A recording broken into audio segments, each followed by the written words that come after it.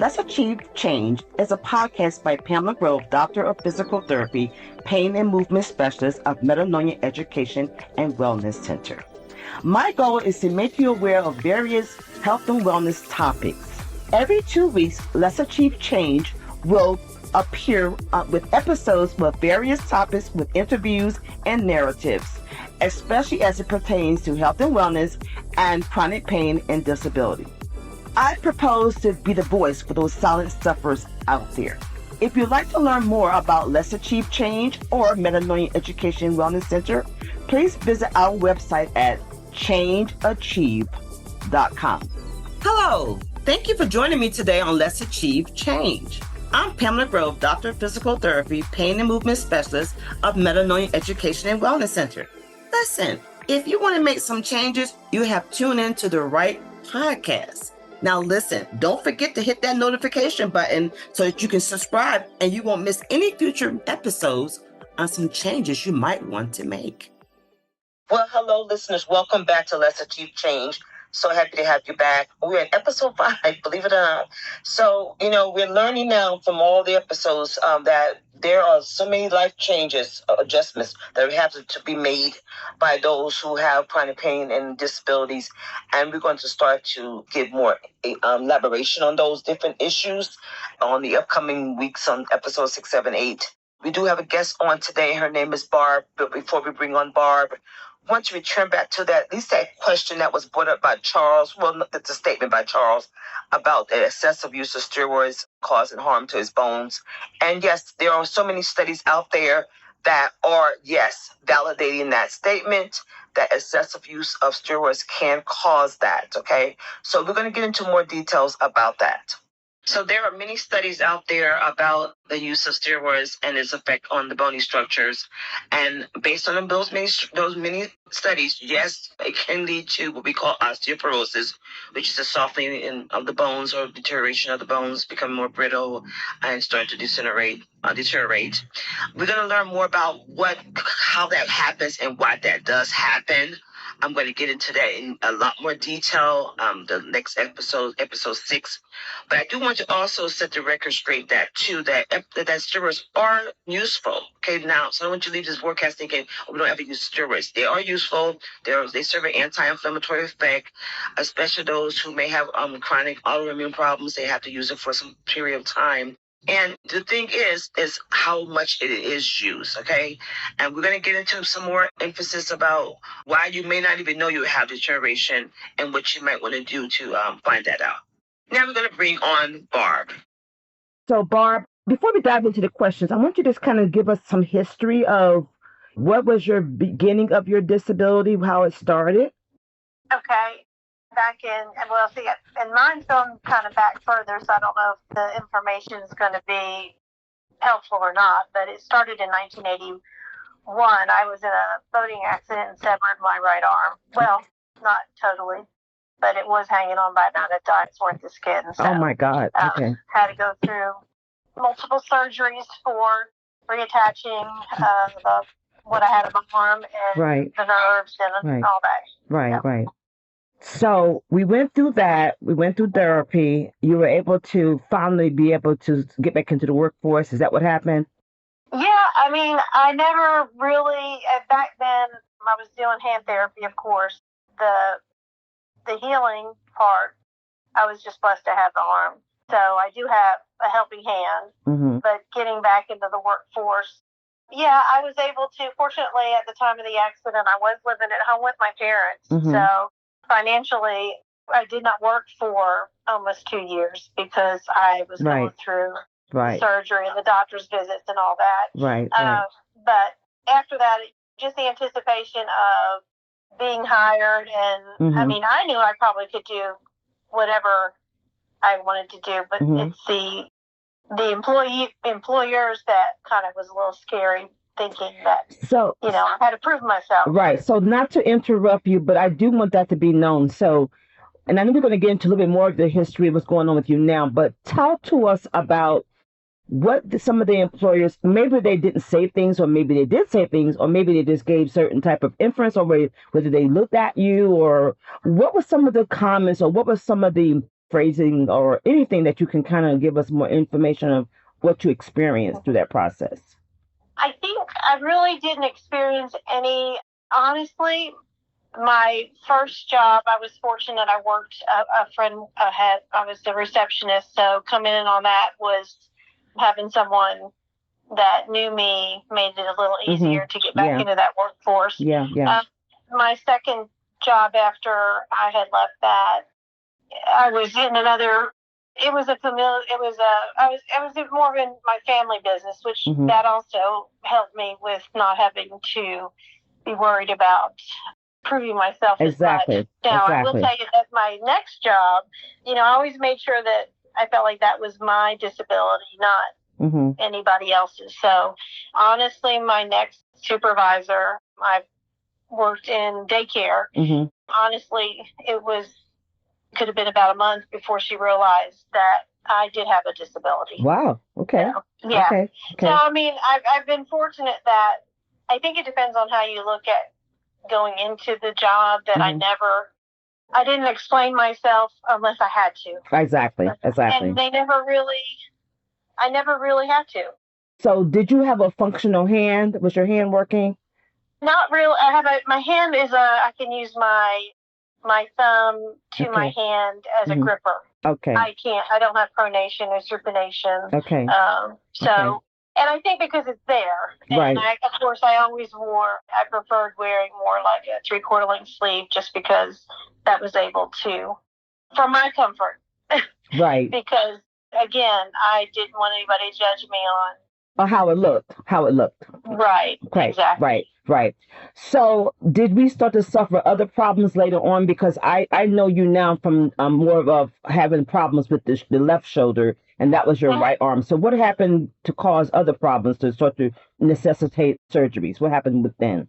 What I'm going through right now at physio, that's all workman's comp. I had a car accident. Well, we don't have to get into. I really don't think that has any. I don't have anything now, but down after this is all said and done, I feel like I may have some opinions on things.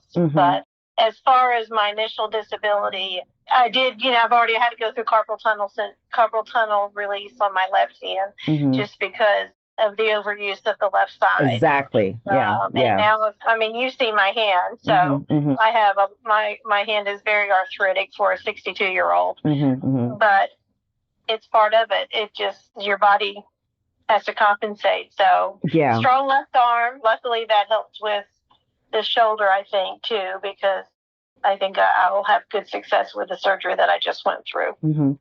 So did we have any arthritis because of the wear and tear of that side? Was that the reason why they diagnosed you with the arthritis of the hand and everything? Or was that because of the wear and tear of the compensation? Okay. The carpal tunnel, definitely, which I had no idea.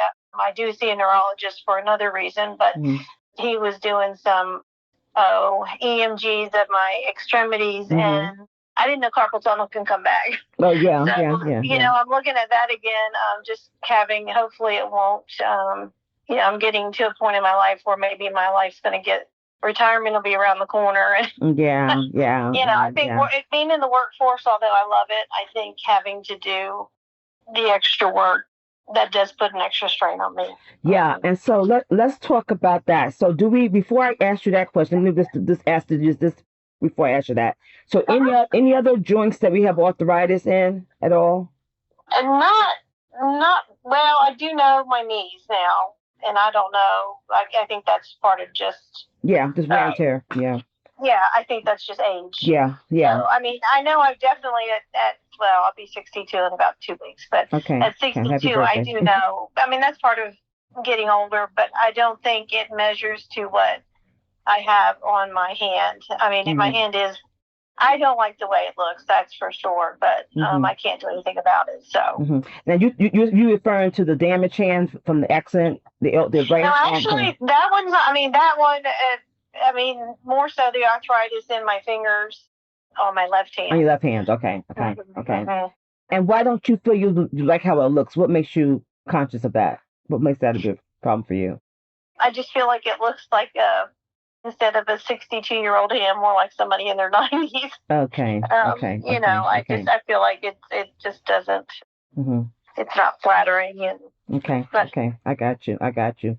So, did you think you had any problems with the traditional medicine providers at all? Have you had any experience with? You've heard the term gaslighting, correct?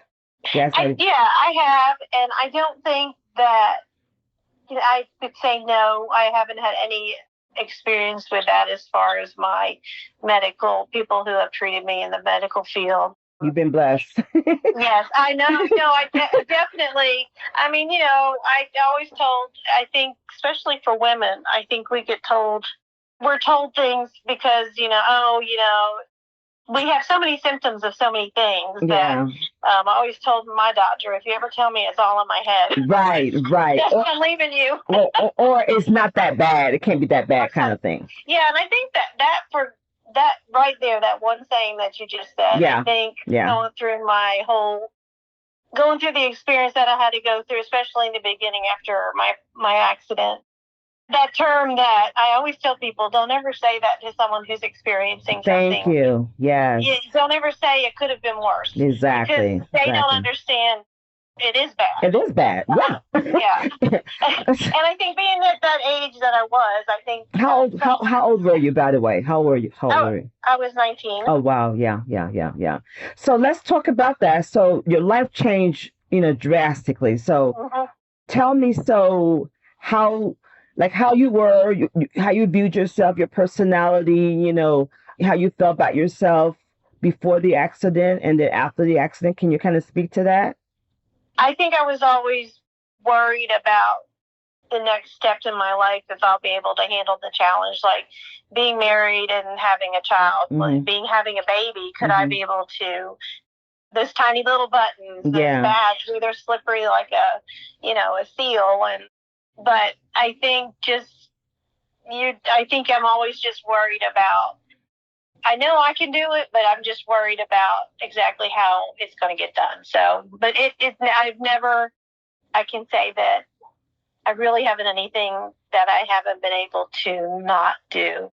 And I think that comes from the support from my family. It sounds like that, because I said, that makes a world of a difference, having that support system. So I think that's what has probably given you the confidence as well. You know what I'm saying? So and I think if somebody had to go through that and they couldn't work, I mean, I couldn't sign my name on a check for over a year. I mean, I had to learn how to write with my left hand. I had to learn how to do everything with your left hand. So if I was in a situation where I was more independent outside of living on my own, I think that could have been very difficult because, it would have required a whole lot of other resources that I did not have to worry about. Yeah. Yes. You're definitely very fortunate for that. So talk to me about some of the things you do have difficulty with, because you talk a whole lot about, that you can do things, but you've had to learn how to compensate, and I'm quite sure it takes you longer to do things than the average person. So give us more details on your day getting started and getting yourself ready to do things, or what's some of the things you have to do to make compensation. Well, I mean, I think it does take me a little bit longer to get a shower, and then of course apply my makeup and dressing, just depending on the season. But fortunately, I'm blessed to have the one hand, and I think challenges more came with opening up small, packets of mayonnaise and ketchup, things like that. Yeah. And at home, if it's something that outside of the home, I'm not going to use I know I use my teeth a good bit, which is not, I hate to say that, but you have to say. Hey, you have to do what you have to do. It's definitely, I have to use my hand, and a lot of times I remember when my kids were little, if they had a knot, sometimes I had to use my teeth and my hand, Sure. Yeah, you have to definitely, I feel like you have to, as long as you're willing and you have that mindset that you can do it, you just have to figure it out your way. Yeah. And learning how to be a left-handed person, or a right-handed person, that was that was difficult. But when you have to, it's sort of So do you drive? I do drive. So how did that process come about? How did you get your license and be able to do that and do the left-handed thing as well? And how did that come about? Fortunately, I was already licensed Okay. when I had my accident. When the part came into when I went to get a car, Okay. I had the one I wanted. We had to order because it didn't come on with an automatic. They were all stick. Mm-hmm. Although I will tell you, I did learn how to drive a stick. Wow. So, Wow. Wow. and it just mind over matter. I had someone who had a car, and I said, just go somewhere, and because I can grip with the right hand. I can hold a wheel. Okay. I wouldn't depend on it to drive only, but yeah, I did learn how to drive a stick as well, but Okay. I don't like to. I mean, I don't think I want to do it again, but, and like I said, I did learn, I was licensed with a CDL. Okay, wow. That was a little, that again, I was going through those worries of, I know everything I can do and I know what to say, but is this person not going to pass me because of, I have to do it my way? But so did you have to sell yourself? Did you have to say things to them particularly like, I'm going to have to do it my way, or what did you say? I mean, you had to say something. I don't know. I think that, well, and again, I did get my CDL. It was through the daycare. So at that point, they pretty much, I was working with someone who was licensed, who was trying to get about 4 or 5 of us licensed. So we had a group together. So they knew I had some worries, but I just learned and did it. Yeah, but you overcome it. If you really want it, you overcome it. But it is a very much a right-handed world. Yeah. Driving a school bus, everything was in the middle or on the right side more than on the left side. But so talk to us how you did it, because you're not being specific at all. And I mean, we can only imagine, but you got to tell us specifics. What did you do to do it? I mean, I just really don't know how to explain it. I just figured, I think at that point it had been about 20 years. I think I was more closer to 38 when I was licensed. So my disability, I had already learned, I think, how to compensate for it a lot. That it wasn't that difficult. I mean, it was just, it's the way I do it. Okay. So do you need extra time to be allotted when you do your job duties? No, but I know that as far as, it makes me a little nervous because I don't clap the same way as other people. Definitely, I'm a very outgoing, if you knew me back when I was younger, but now I'm a very outgoing person, but I don't mind getting up in front of people and talking. It just I don't like to do an activity that might need 2 hands. 2 hands, okay. Right. So in other words, and you tell me wrong if I'm summarizing incorrectly, but what I'm getting from you is that you think a lot about what you do and how you will do it before you do it. So you prepare yourself, and probably in your mind you start to kind of problem solve how you will do it. So you can only imagine, well, you know what, I'm going to do this, I'm going to say this, so then I will have to move this way and move that way. So you kind of plan it out. Is that what I'm hearing? Yeah, I mean, you have to figure it out because you have no other choice. If you're faced with. So have you ever been in a situation where you were embarrassed because you didn't figure it out? No, I think I mentioned it wasn't so much about the job responsibility that I had to do. It was more that because I shake only with my left hand, I had never had to. My upper management, I never, until I was interviewing to be a supervisor, never really had to engage in that kind of formality. I think the first time that happened, and they didn't even know that I didn't have the whole use of my right arm. What did they say when they found out? They just said, they didn't say anything about that. They just said, "Oh, okay." They made me feel comfortable. They actually did not make me. I'm sure I turned beet red. Because I knew that day was going to come. Yeah. I was in my late 40s, but Yeah, it took a long time to come around. But, wow, yeah, you know, and most people don't. Usually, I always stick my left hand out if they want to shake, and we shake, and I think they realize then that there's a reason. Right. I think that a lot of adults don't really inquire why. Most of the situations when I think you're shaking with someone, anyways, it's a greeting and probably not. It's your first meeting, so it's not like it's something you're going to have a conversation about. Yeah. And so, do you feel as if there's anything in the public sector that you can probably recognize that maybe some changes need to be made based on what you had to go through? Because, for example, you talk a lot, which I'm happy for you. You talk a lot about how you had a good support system. But suppose you were someone who did not have that and you had to do your left hand the way you had to.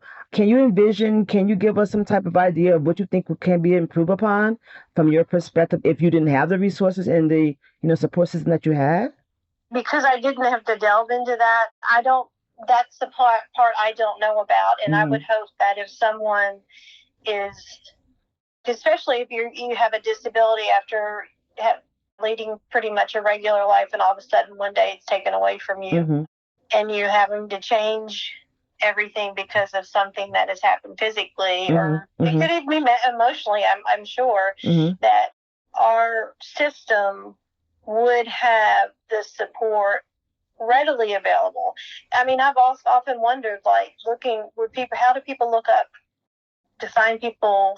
I mean, I guess now with health insurance the way it is, and it might be a little bit easier, but I don't know where you would start. I mean, I wouldn't know. Yeah, it's not as easy as you think. I can imagine because I even wondered about is there services for people who may have only the use of one of their appendage and they want to play golf. Is there someone who can teach them how to golf? There's things that I know I can't do or I can't try because I just don't have the resource to maybe have someone who may have been through the same situation and can share that. I think the most important thing probably would be for someone to have a support group. Yeah. That's what I'm coming away from the table with. I mean, that's pretty much where it is. Because that's. I mean, I would. Yeah. So emotionally, how did you think that you got through it? What was your go-to? Because you had to go through a lot of emotional trauma with the loss of the appendage. You had to do that. So how did you get through that process? Tell us some specifics. It's you're grateful. I mean, first thing I was just grateful that I still had an arm. I still had my full arm, I should say. That was not a guarantee when I went through surgery that they could save it, and I was blessed. But then you wonder, why me? Because I'm not a bad person. I do everything I'm supposed to do. I'm kind. And then you have to realize that, or why did God do this to me? I mean, or your beliefs become a little question. But then you have to realize that with my Catholic upbringing, I just knew that it wasn't really something that He let happen to me, but He led me down the path on how to make it okay. I like that. That was well said. You have two roads you can choose. This has always been my go-to. You have a cup half full or a cup half empty. And if you choose that half empty, I would want to. I mean, yeah. I was always cup half full because you have to always look at the brighter side. And, that you are blessed. Yeah, that sounds good. So what I'm asking a lot of people, I hope it doesn't sound morbid, but I'm asking, if you had to put something on your tombstone, an epitaph, and that pretty much, if a person knew you and they didn't, they saw this saying or heard this saying, anyway, that sounds like Barb. For example, my brother is going on to heaven, and he always said, "Grace and peace, dear ones," or he said, it's just nice to be nice. I say a lot, it is what it is. That's I say that. I like that one too. But I think what I always tell people especially when I meet my new employees, they come in and I tell them how I'm easy to work for, whatever. But I'm a true believer that you get what you give. You get what you give. If you give kindness, you're going to get kindness. If you give respect, you're going to get respect. So that's always been my way of thinking. Okay. You get what you give. I like that. You get what you give. Okay. I got it. Anything else you want to say? I'm so pleased that you were able to be vulnerable enough and brave enough to come on. So is there anything else you want to add or leave with this? No, I wish I really had more to help you with some of the other areas, but I just hope that if anything, people just always have to. I think the hardest thing about getting through something like that is, especially if you've known what it's like not to have that disability, is just to, like I said, you've got to find the good that you can do. And yes. Yeah. Just hope that everybody that I've encountered throughout my work experience has been kind and let me do what I need to do and let me do it. And I'm sure there's people out there that I know there's some jobs I definitely can't even think about doing because it's just physicality. But I just think that I hope that there's support for them. Definitely. Yeah. Well, we're working on trying to get that out there because there's a lot of people who don't have that type of they can't say couldn't imagine that they've experienced that. A lot of people have had a lot of lack of support or lack of understanding, and so it hasn't been easy for a lot of people. So yeah. Did you have to go through the disability process? Did you have to get claimed as disabled as well? I did not at the time. Like I said, I think if I financially would have needed to have some assistance for my bills and my expenses, or my overhead, roof over my head, I think then I would have had to go in that direction. I feel like at the time that was probably not something that a lot of people are aware that they have benefits, and they should get them if they deserve them. Yeah. That's true too. That is true. Okay, well, Barb, I thank you so much. Okay, you're welcome. But I don't know if I was any help, but. Well, you're sharing your experience. That's the whole thing. Is you're sharing your experience. You still have something to bring to the table, and yours is, be honest with you, that you've been blessed to have a support system, and that's the bottom line. You're showing the world how good it is when a person has a support system. So that's more reason why a person needs a support system. You know what I'm saying? So that's what I'm getting from that. Because you did have a support system, you were able to get through what you've been through, and you were able to go from being 19 years old to 62 years old and still be able to stay in the workforce, still be able to raise children. You had the support system, and that's what is necessary. So that's what I'm coming to a conclusion about. And that's have a cheerleader. Yeah, and that's not something to be unhappy about. That's a good thing you had that, But it's very necessary, though. You understand what I'm saying? So yeah. Yes. Thank you so much. Thank you. Well, you're welcome, and I hope you have a good evening. You too. So you see that Barb's interview brought out several good points. So I'm going to just want to recap a little bit. First of all, her experiences were traumatic. She lost her dominant arm that required her to make so many life changes, throughout her life from the time of 19 to the present. Okay. But, her faith, her determination were big factors that drove her to be able to make those adaptations, right? But she also pointed out how the consequences of, her trying to adapt over the years of putting everything onto her left arm. So now, she developed alternate changes of her left shoulder, her hand and wrist, carpal tunnel of her hand and wrist, lower back osteoarthritis as well, because of the consequences, all right? So we don't think about these things, so of not her not having the dominant arm. But the great thing is that, on a positive note, we see that, Barb, she had the financial resources and the opportunities of job opportunities that were made available to her so that she could flow through her life. Although she had to struggle, she had to work hard, but she had that familial support system. She had the financial resources. She had the job opportunities that presented themselves. So I'm going to say that she's a model example of what it looks like when someone has that support system, when someone has the timely intervention of the proper resources made available to someone who has a disability, specifically if they don't have that type of support. Okay, so we're grateful for Barbara, and then we want to promote that to the public out there. This is what we're trying to do for those people who do not have that. Okay, we're going to wrap up today, just reminding you that over the last 4 episodes, we have seen some life-changing adjustments that people with chronic pain and disability had to make, whether it was financial struggles, depression, dealing with depression and emotional stress, dealing with relationship shifts. We're going to get more details on those in the next 6 to 7, on episode 6, 7, and 8 possibly. I do want to just touch on a little bit more about the excessive steroid use causing osteoporosis. And we will not really know whether we have osteoporosis unless we have a bone mass density test taken. So on the next episode, we're going to get into more details of why the steroids causes it to happen and some tips of decreasing your risk of osteoporosis. Don't forget, let's achieve change. See you next time. Thank you for tuning in today at Let's Achieve Change. Don't forget to like, share, and subscribe. You will find out more about Metanoia Education and Wellness Center on our website at changeachieve.com. We welcome your questions and your feedback.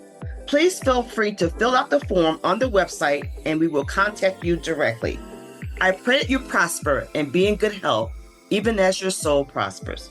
Remember, it's all about the change. Thank you.